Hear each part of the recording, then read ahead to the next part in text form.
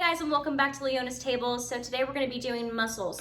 So in our lovely bowl right here, we have 2 pounds of live mussels.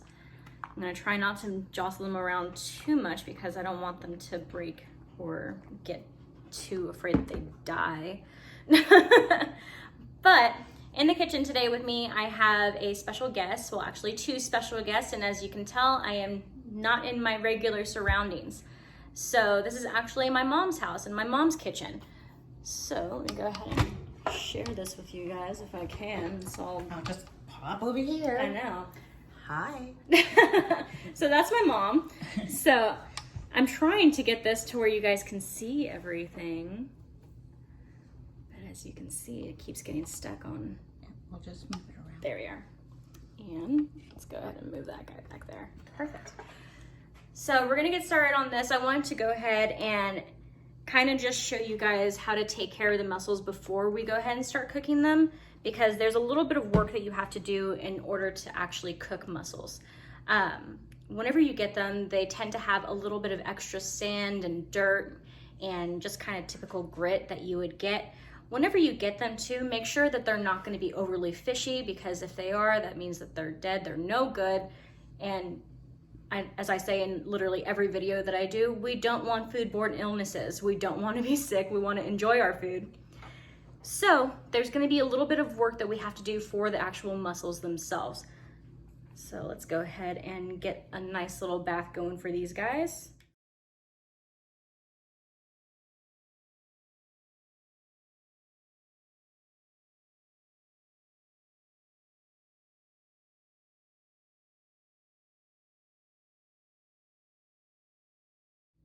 All right, so we're gonna start off with about roughly a tablespoon, maybe a little bit over, maybe about a tablespoon and 1/4 of a teaspoon. We're gonna go ahead and we're gonna sprinkle it over our mussels. The reason why we're doing this is so that way we can go ahead and we can kind of convince them to just try and eat it. And then in the process of that, they're gonna just choke out any extra sand or any sort of extra grit and dirt that may be in there. We're just gonna go ahead and just help them along in this process by gently tossing them. I'm gonna come over here with this guy. I see you, sneaky. Just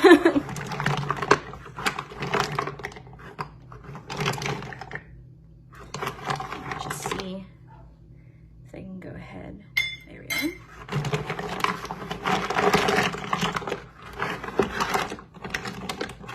So we're just gonna go ahead and let them just chill out for a little bit, as well as add just a tiny bit of cold water. We don't want hot water. We're gonna do some cold water.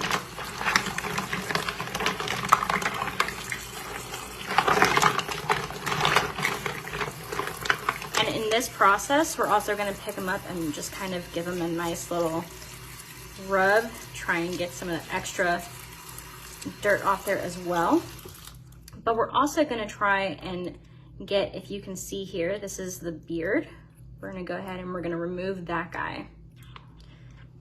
I don't know if you could hear it, but we're gonna go ahead and see, do you hear that, guys?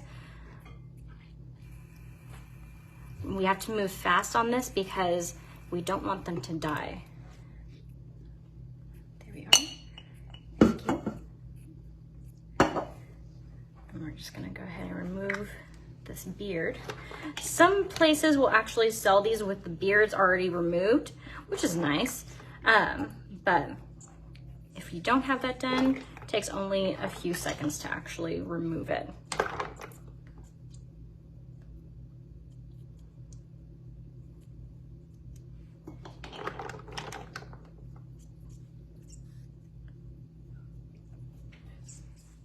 All right, so our next steps that we're gonna be doing, let me go ahead, lift that up. All right, so our next steps that we're gonna be doing, while my mom is awesome and helping me out by finishing clean those up, so that way, you know, we can move this process along faster, because I promised them dinner. So they're hungry, I don't want to keep them waiting.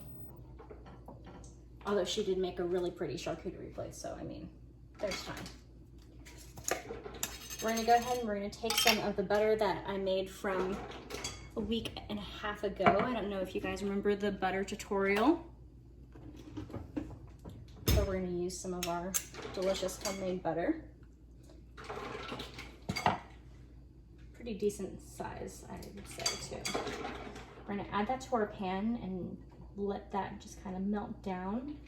And while that melts down, we're gonna add our shallots into there. We're gonna let that melt down a little bit further. So I would say roughly about a half a stick of butter is what I used.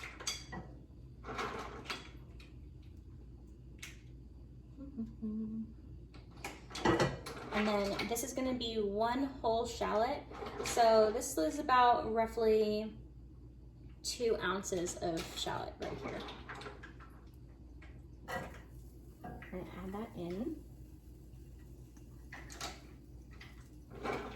And we're not looking to caramelize this. We're just wanting it to kind of sweat down, get nice and translucent.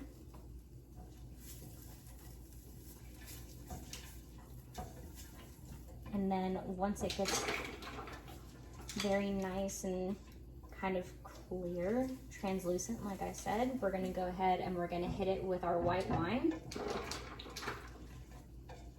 And that white wine is what we're gonna be steaming our mussels in. It's gonna be very delicious. I'm also gonna add a little bit of coarse sea salt in there.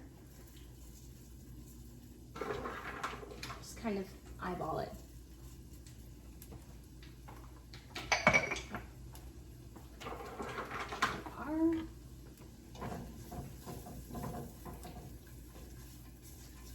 It smells delicious. What I forgot for this recipe, and I wish that I had gotten it on the way here, was some tomatoes, some little cherry or grape tomatoes.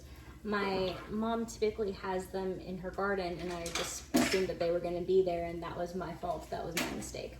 So don't assume things. Always go and just double check it is the moral of the story there. Yeah, I would say. Isn't that right, Mom? Yeah.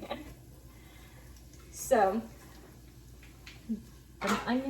not the onions, but the shallots are looking very delicious, and we're almost getting there as to where we need to be. Perfect. I'm actually gonna hit it with the white wine right now. I'm gonna lower the temperature just a little bit.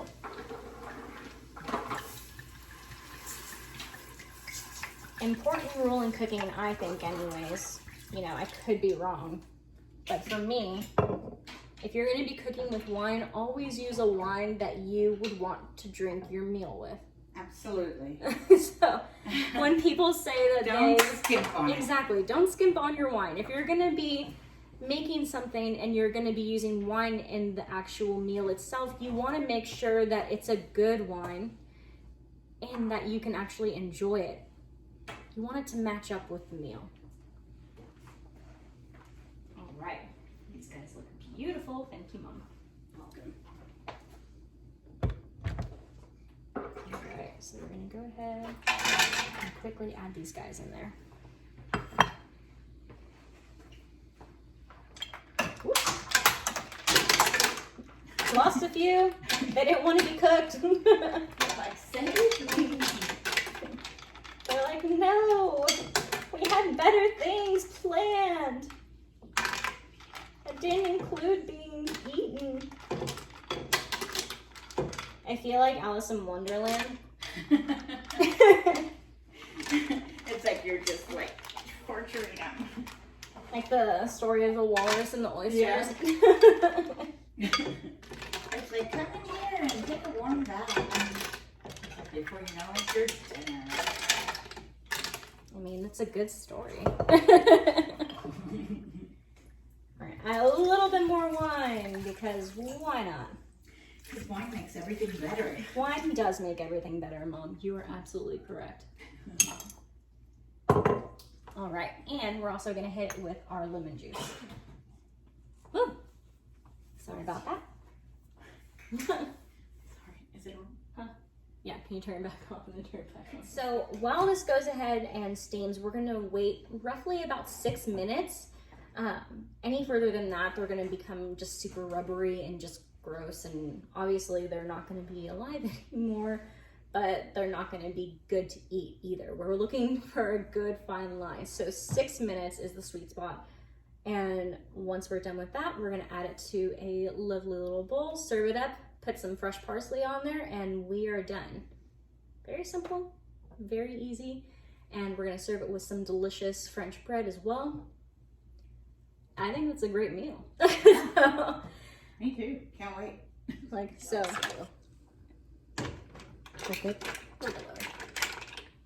All right, there we are.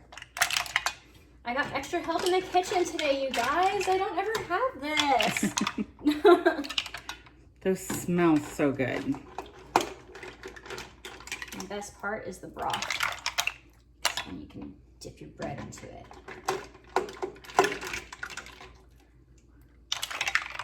This used to be one of my favorite meals. So you became allergic? Oh, I miss seafood. I do. I miss shellfish so bad. So for those at home that don't know this and that don't know my family, I really, really loved shellfish, especially on my birthday. We would do crab boils. And I haven't been able to do a crab boil for about, what, 5 years now? Mm-hmm.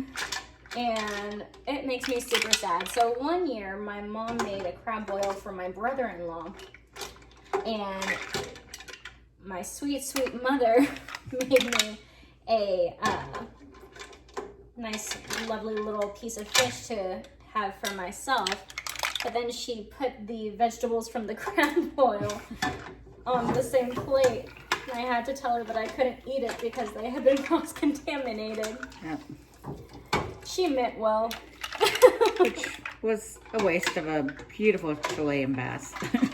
Like, she meant well. She really did. But I was just so upset because I really, really wanted to eat it. All right. And now, go ahead.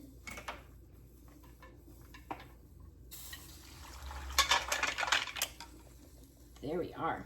Yum. And voila. Look at that. The parsley My mother's so right. We're gonna go ahead and hit it with some fresh chopped parsley. which I know you're not a big fan of, but I'm not. She's absolutely right. I love me some parsley. And then plus, Those look beautiful. Wow. Yum. there we are. Simple, easy, delicious, and then also just look at how beautiful. Perfect for date night. Perfect for date night. And it's Thursday. It's Thursday. Date night. Thursday. Thirsty Thursday. Let's do this. Sit down, baby. Wine and all. Sugar. Wine and all. So my dad, Mike, he does not like wine, and he can taste it even if it's cooked out. But he likes it in this. But he likes it in this. This is like one of the few meals that he actually enjoys it.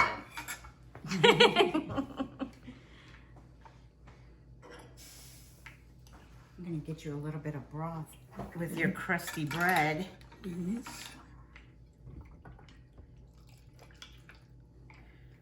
This looks amazing. I'm so jealous of you guys. I'm just gonna sit here and watch y'all. Here you go, honey. Like a little weirdo. Such a little voyeur. I know. Aren't we all? These are yum. I wish that there was tomatoes, but again, we learn our lesson.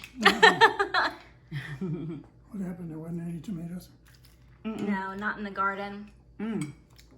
That's yum. Mm-hmm. Yay! Way to go, James. Wonderful. Thank you, honey. Cheers. Cheers. Cheers. Cheers.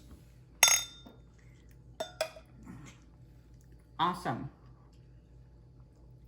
Awesome. Well, thank you guys so much for joining me on this week's Leona's Table.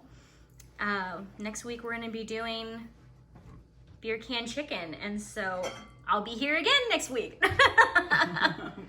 I invited myself over. They had no idea, and then my mom invited me over, and so I figured, why not go ahead and take that official invitation and use their fancy new grill. But I will talk to you guys later. As always, stay kind, stay safe, and I hope you have a great week. Bye. Bye. Say bye, guys. Bye.